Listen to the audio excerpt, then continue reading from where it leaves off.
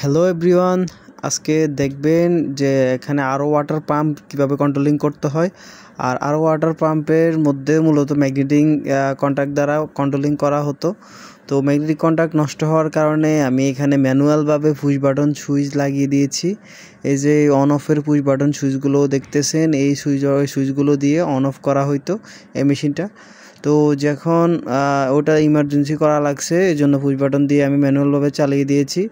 এখন আবার নতুন ম্যাগনেটিক কন্ট্যাক্ট আনা হয়েছে। এই ম্যাগনেটিক কন্ট্যাক্ট এই দুটো কিন্তু নষ্ট।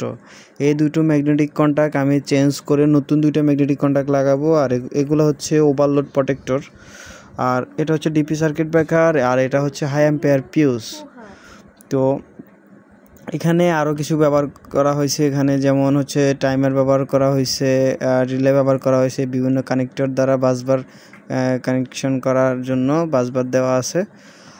আর এই পুশ বাটন সুইচগুলো আমি এখন আবার খুলে ফেলে এখন আবার নতুন ম্যাগনেটিক কন্ট্যাক্ট আমি লাগাবো। এই চারটা পুশ বাটন সুইচ আমি বাদ দিয়ে ম্যাগনেটিক কন্ট্যাক্ট দ্বারা আমি কাজটা সম্পূর্ণ করব। তো দেখতেই থাকুন।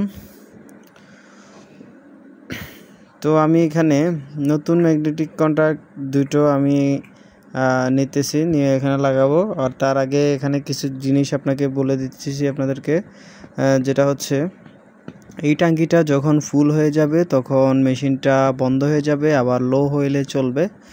আর এই জিনিসটা দেখতেছেন যে এটার নাম হচ্ছে সলোনয়েড বাল্ব। সলোনয়েড বাল্বটা হচ্ছে মূলত কয়েল দ্বারা একটা পানির লাইনকে অন অফ করার কাজই হচ্ছে সলোনয়েডের কাজ।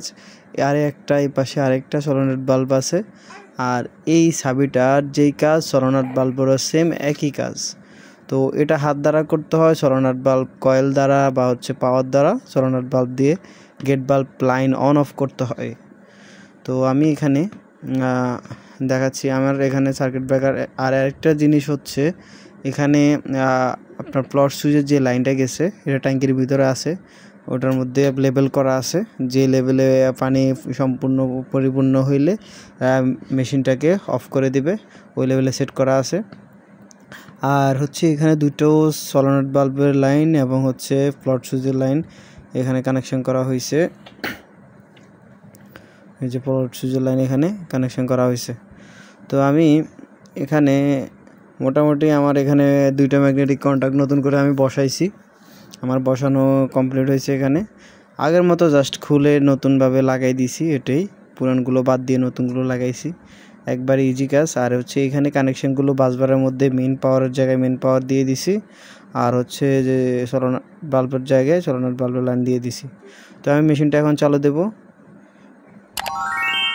ওকে, আমার মেশিনটা চালু হয়ে গেছে, আমাদের সব কিছু এখন ঠিকঠাক মতো কাজ করতেছে ইনশাল্লাহ, সব কিছু ঠিকঠাক।